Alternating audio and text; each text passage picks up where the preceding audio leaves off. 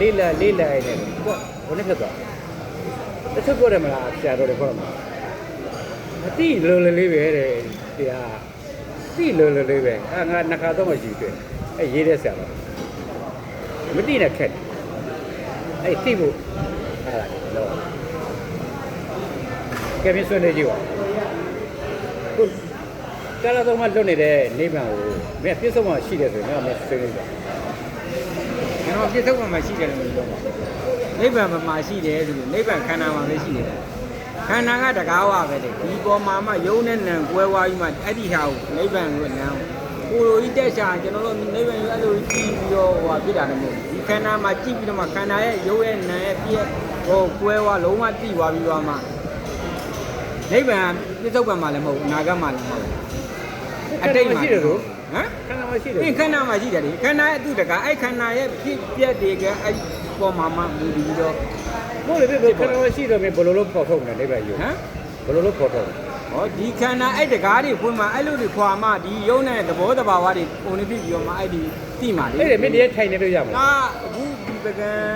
ကံလုံးဒါလည်းဓမ္မကာယနာရဲ့ဒေဒီကိုဒါဟို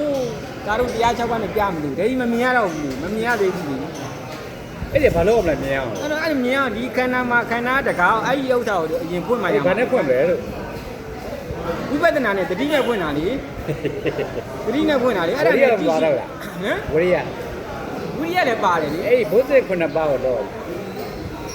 ရှင်းနေအဲ့နိဗ္ဗာန်ဆိုတော့ဝရဏလုံးတိုက်တယ်လို့ပဲ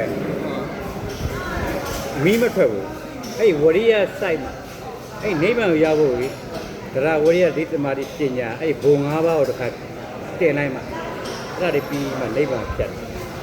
အဲ့တော့ပြောတာပြစ္ဆုတ်မှမရှိဘူးတာမဟုတ်ဖုံးနေတယ်မရှိဘူးသူအာထုံးမှရှိ